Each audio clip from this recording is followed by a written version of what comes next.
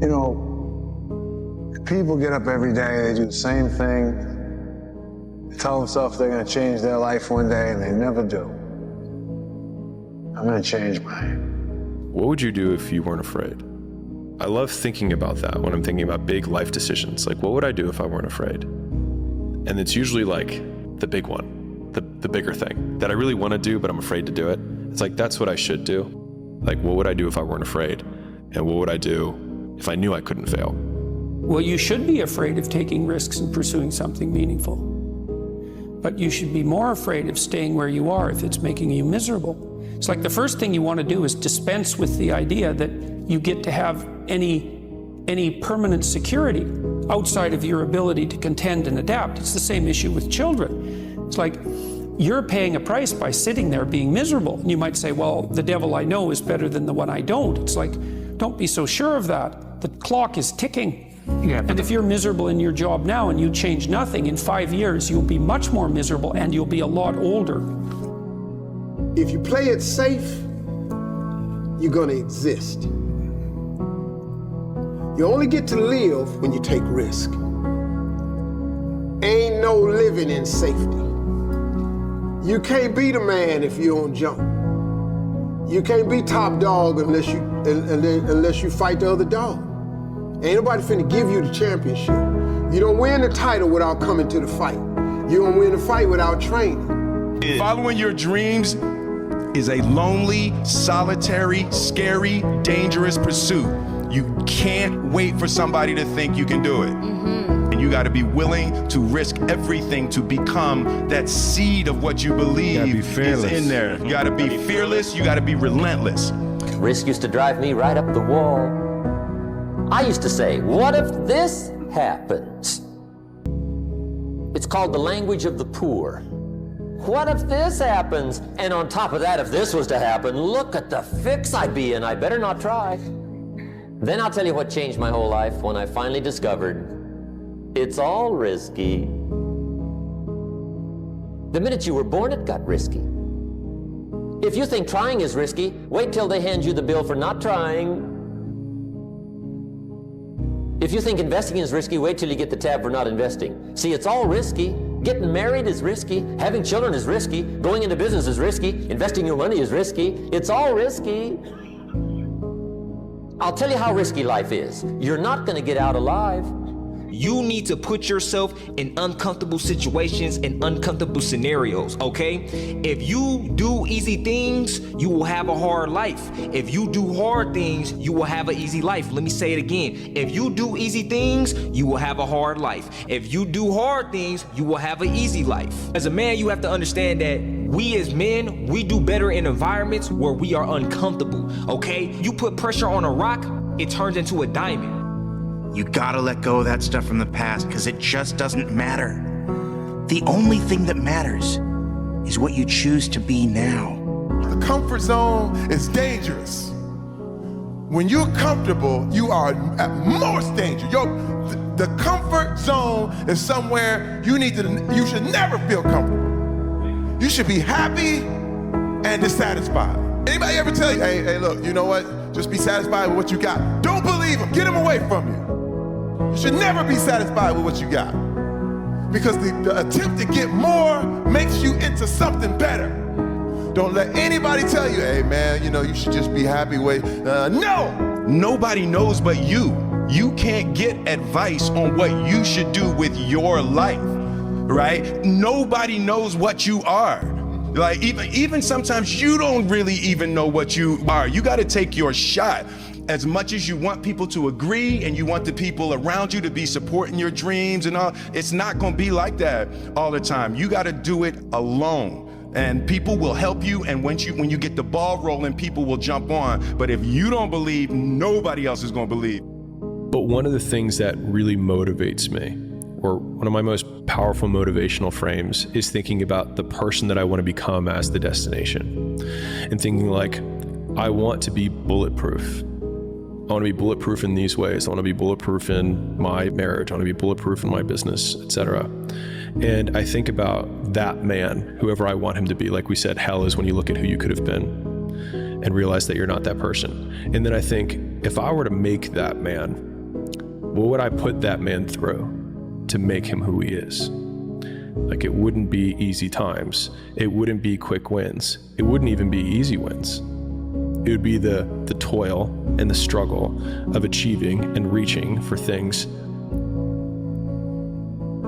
that are right out of grasp, that are right above my threshold, and continuing to do that to like lift the weight, to build the muscle, to break it down and do it over and over again, because like that's what creates the character traits that are the man that I want to be. And so when I'm going through those like really harder times, I like to think of like looking in my mental mirror of like, I'm making you. I'm not there yet, but I'm making you. See, look, one thing I want you to promise me is that no matter how long it takes, keep going. No matter how much it hurts, keep going. So you was placed on this earth for a reason. You weren't meant to be average. You were meant to excel. You gotta understand that this grind is meant to make you who you're supposed to be, a dog. A little grind ain't never hurt nobody. Stop being soft. Let's embrace it. If you go through that fire, you're gonna come out real cold. That's what we want. So I wanted to project myself forward to age 80 and say, okay, now I'm looking back on my life. I want to have minimized the number of regrets I have. And you know, I knew that when I was 80, I was not going to regret having tried this. I was not going to regret having wanted, trying to participate in this thing called the internet that I thought was going to be a really big deal. I knew that if I failed, I wouldn't regret that. But I knew the one thing I might regret is not ever having tried. And I knew that that would haunt me every day. When I thought about it that way, it was an incredibly easy decision. As you get older, you think about things. My estimate historically, 80% of the time it ends up in the can, like Johnny Shack. No risk, no reward. Did I take enough risk? Did I put myself out there enough? You definitely didn't. What's that? You definitely did not. And here's how I know it. At least, again, one man's point of view. I'm not sure anybody is taking enough risk from 20 to 30. Yeah. It is the most interesting thing that I've been thinking about, which is it is never more practical to be disproportionately risky than from 22 to 30, yet everybody goes the other way because now they're the real world and it's time to prove something to their parents, to themselves, to everybody else, and everybody goes conservative. And that's when I realized that there's two ways to see the world. Some people see the thing that they want, and some people see the thing that prevents them from getting the thing that they want. This next 5-year window is when you don't go practical and safe. This is not the time to get the job mom wanted you to. This is the time to realize that you have a 5-year window, and it's 3 for some, it's 8 for others, but this is a 5-year window for you to attack the life that you want to win. Don't ever let somebody tell you you can't do something. Not even me. You got a dream, you got to protect it. People can't do something themselves. They want to tell you you can't do it. You want something, go get it. Period. This is why I'm a big believer in this, is that when you are starting out, I think you got to find the thing that's the pain. And like, pain motivates significantly faster and stronger than pleasure does. Like, people are like, no, passion's the right way. It's like, point a gun at a family member, all of a sudden, 10 out of 10 motivation, pain. And so like, I think people should use their pain more. It wouldn't kill you to try. Spending a long time getting a life you would actually want is about 1,000,000 times better than getting a quick turnaround time on a life that you'll forever be disappointed with. Playing it safe seems just fine until you get to the last moments of your life and realize all the potential that you threw away and can never get back. And I will never know from experience what that feels like, but the thought of that realization is haunting.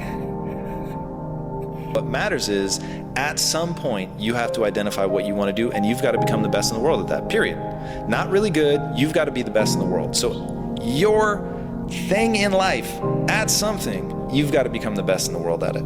And if you're not prepared to go in with that mentality, you're never going to get anywhere. I'm speaking to all of you out there that want to do something unbelievable.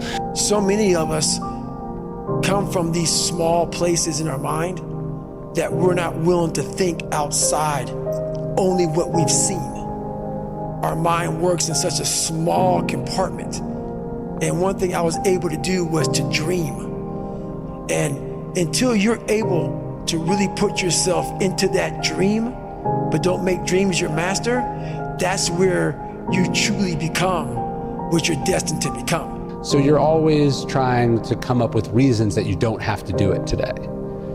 But if you build, you're building a muscle either way. You're either building the muscle that says, I do what I say, I keep the commitments that I make, or you're building the muscle that says, I make excuses, I don't do what I say, I can't be counted on, right? And so when we think about discipline, it's really about like, what promises are you gonna keep? And the tricky thing is you're keeping promises to yourself that nobody even knows that you made, right? It's not like, hey, you made this commitment. If I don't write this book by this time, like,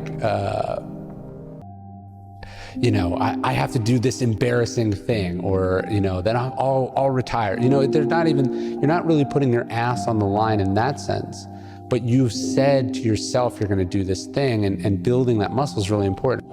You have to take chances in life. If you don't take chances in life, you'll never have the life God has for you. Life is about risk. If you play it safe in life, you ain't gonna have much of a life. If you play it safe, you won't have much of a life.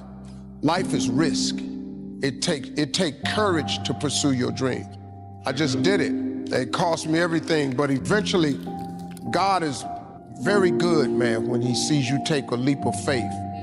He supplies you everything you need. Now, it's gonna cost you something, but most people are not willing to pay what it costs to go after your dream, because you're gonna have to hurt a little bit.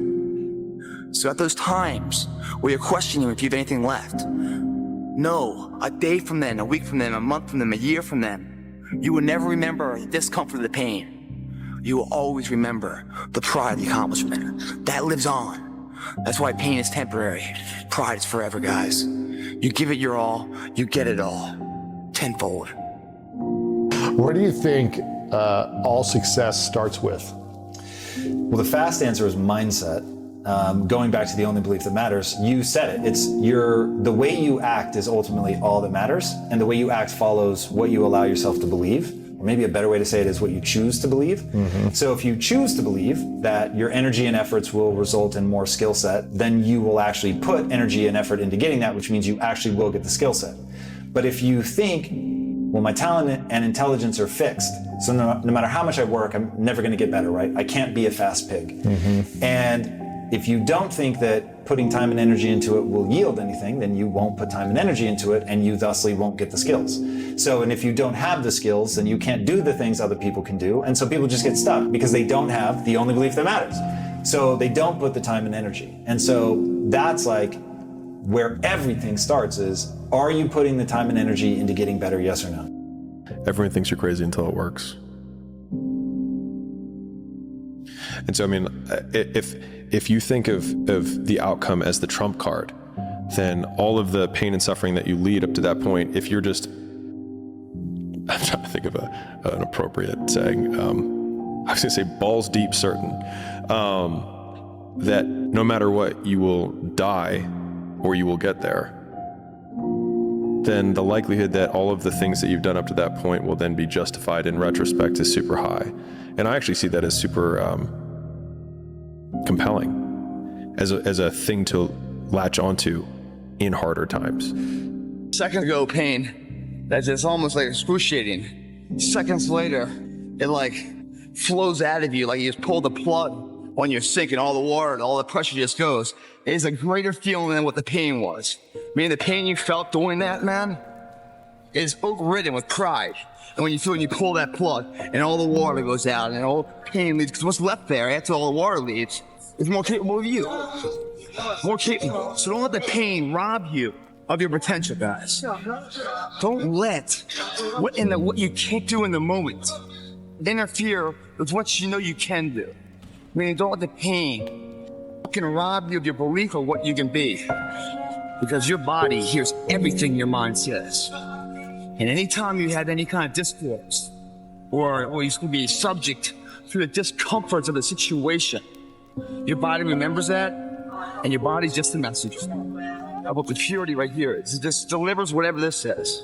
If you start thinking you can't do it and that pain's like, oh, it feels, I can't do the pain. You think that body's gonna tell your pain, the boss of the world? Hey man, we can do it. Bullshit. It's like a little bitch your body is. It's just like, okay, we're done then. Your body hears everything your mind says. Don't even give it a chance to think that kind of shit. My father could have been a great comedian, but he didn't believe that that was possible for him. And so he made a conservative choice. Instead, he got a safe job as an accountant. And when I was 12 years old, he was let go from that safe job. And our family had to do whatever we could to survive. I learned many great lessons from my father, not the least of which was that you can fail at what you don't want. So you might as well take a chance on doing what you love. The reason I'm gonna get what I want out of life is because, unlike most, I'm willing to have nothing in the moment. Of course, it feels worlds better to have something right now, but unfortunately, what most people really want is not what's available right now. Those people with the best relationships, the best health, the best careers, it's because they were completely unwilling to settle for anything less than that. And you might think I'm overly optimistic because most people don't get those great outcomes, but I'm not most people, and you don't have to be either. Most of us, we live in a box, and we don't want to go outside that box at all, ever. Outside that box is all these possibilities of life. What we do is we shackle our mind. We are a prisoner in our own mind that this is all I can do. This is all I'm good at. What people don't understand is that they live for themselves, not knowing that you have the power within yourself to change millions of lives by facing life, by facing yourself. What if it's a mistake? It's a mistake. Rest assured. What do you know? You're going to stumble around, right? And what's going to happen is this.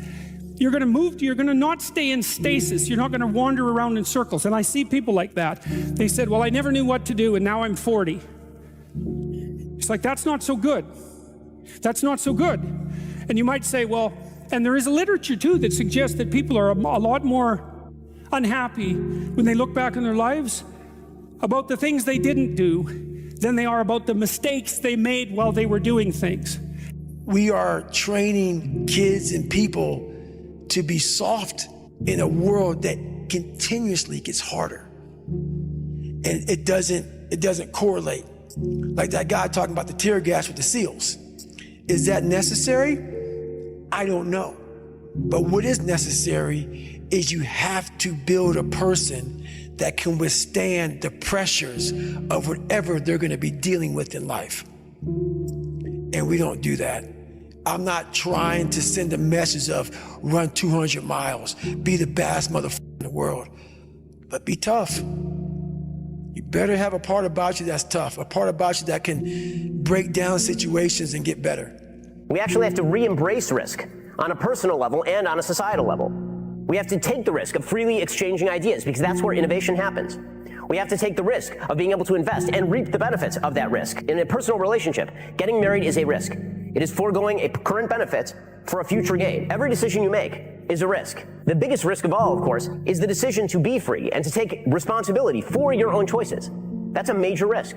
But if you take that risk, you become a better and a stronger human being, a more contributing human being, a more valuable human being. You feel better about yourself. When we discard risk, we discard meaning. When we are coddled, we discard our own ability to be a fully adult human being. And here's the dirty little secret. No matter how much we try to discard the risk, you can't actually discard risk. It's inevitable because reality entails risk. We can choose to live free rather than coddled. It'll make us better people, more open people, more understanding people. And when we do that, I think that not only will we be saving the country and saving the civilization, we'll be saving ourselves. But no matter what challenges or setbacks or disappointments you may encounter along the way, you will find true success and happiness if you have only one goal. There really is only one, and that is this: to fulfill the highest, most truthful expression of yourself. Theologian Howard Thurman said it best. He said, "Don't ask yourself what the world needs. Ask yourself what makes you come alive, and then go do that. Because what the world needs is people who have come alive. There's no hacks, bro. It's you against you. You against you. And if you misunderstand that, you have a real problem. A real problem. I can understand you misunderstand me running down the street, shirt off, fuck this, no, yeah, I can get it, I get it. If you misunderstand what I'm saying right now today, the problem is you, and you don't want to fix it. Take charge of your life. Take charge of your time, take charge of your resources, or take charge of your health. You're the one that's responsible for it. It's not a requirement of society that you not have a heart attack and take care of your family. That's not a requirement of society, but you must make it a requirement of yourself. Society doesn't require that you build a financial wall around your family nothing can get through. That's not a requirement of society. It's a requirement you impose on yourself. Do things worth doing. And I think a lot of it is coming down to making sure that you take the few precious seconds that we have to do the few things that are worth doing for the rest of your life. They see it as a pure disadvantage.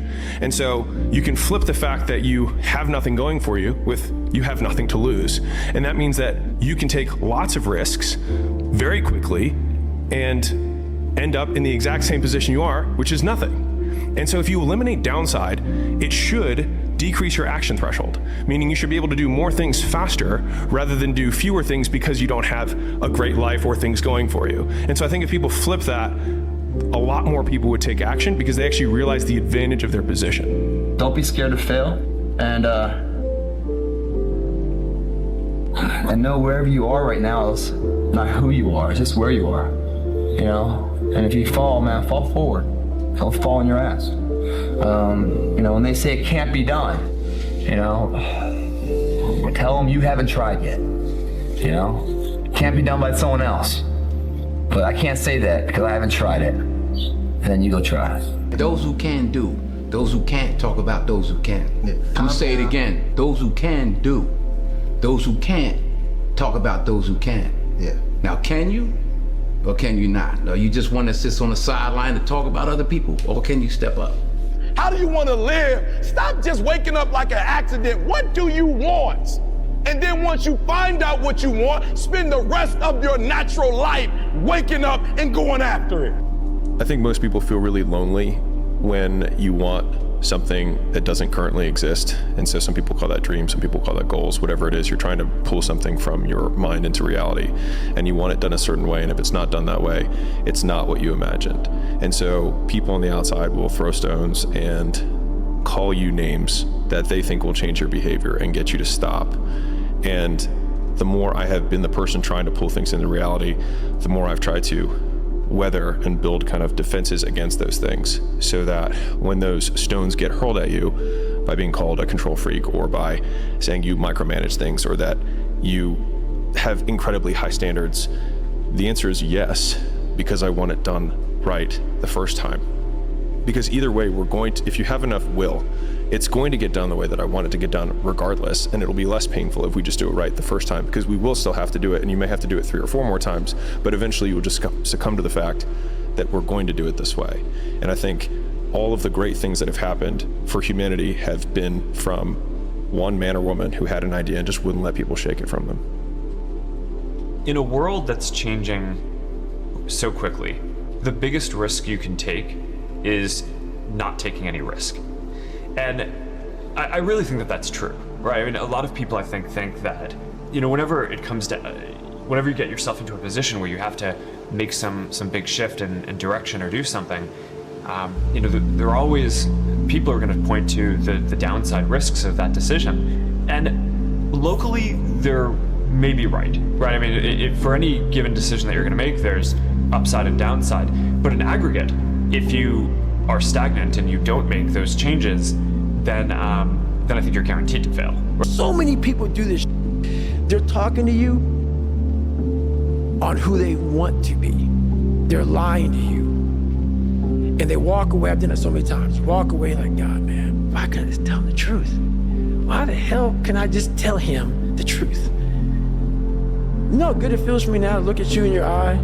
And man, I see. Because women won't get this. Women will not get this. Man to man, that man, you look another man in the eye and you know that everything you're saying is real, and it comes from a real working place, something that you earned. It's the best feeling in the world. You can say that actually happened. Yes. Like I know with certainty what I'm saying actually happened. Actually happened. Who I am and who I say I am, I am. No more lies. No more skirting the truth. No more bullshit. And that is worth every dime I've ever made in my life. Because if you live in the future, you're anxious. If you live in the past, you're depressed. If you live in the now, you're happy. That's how you do it, guys. You commit to something. You tell everyone about it. And no matter what, they honk and cheer for you. They get behind you. Instead of being one of those subjective nature losers in life that beats you down because you're doing better than them and you're reminding them of their failures. And here we start. Get the mind right, the body will follow. Tell the world, get a goal, achievable goal. And then day by day by day, you start to do that goal to make it the reality, guys. It's not guesswork. It's a science of intensity. And if you don't have the intensity, don't come in. When I was like 17 years old and I didn't know what I wanted to do with my life, as you guys know, I created my Twitch account in 2019. I had one viewer for an entire year. That one viewer was my dad. Imagine when you're older and your grandkids say to you, "Granddad, tell me about what it was like when you were young." And you say, "I didn't really do much, to be honest, because I was worried about what other people would think of me. I never took my shirt off because I hated the way I looked. I didn't start that business because I was scared it might fail." Just think about how silly that would sound. You only get one go around at this thing. Blink and you'll miss it. Crack of the whip and then you're gone. So make it worth it. Your story may not have such a happy beginning, but that doesn't make you who you are. It is the rest of your story, who you choose to be. And you won't necessarily succeed at everything the first time you try. That's okay. Some of the most successful people in the world are the ones who've had the most failures. J.K. Rowling, who wrote Harry Potter, her first Harry Potter book was rejected 12 times before it was finally published. Michael Jordan was cut from his high school basketball team. He lost hundreds of games and missed thousands of shots during his career, but he once said, "I have failed over and over and over again in my life, and that's why I succeed." These people succeeded because they understood that you can't let your failures define you. You have to let your failures teach you. You have to let them show you what to do differently the next time. An easy productivity hack. Instead of spending time getting in the mood to work, just start working. Confront the work. People think they need perfect conditions to start, when in reality, starting is the perfect condition. You know, somebody called me yesterday and asked me a very simple question. He said, "Pat, you know, what do I do when I just don't feel like showing up to work today? What do I do?" And I said, "Look, we've heard the saying before, you know, you got to show up whether you feel like it or not. But I don't think that's enough. I don't think that's what the great ones do. I think it's even past that. You got to raise your standards to a whole different level. And I'll tell you what I think it is. You not only have to show up, you have to show up when you don't feel like it, and you have to want to perform and psych yourself out to be in the zone and be confident and excited in the mood and, you know, figure out a way to psych yourself out, fool yourself into being positive, fool yourself into becoming such a high vibration type of an energy where all of a sudden you start to perform and then you start believing you're excited, then you completely forgot you were not in the mood. And entrepreneurs who do that are the ones who eventually win their own championships of business. They win their own academies, Oscars, World Series, Super Bowl, whatever you want to call it. But you not only have to show up, you got to show up at the highest possible level and gain value as well as bring value to everybody around you. Show up today and show up with the most incredible energy.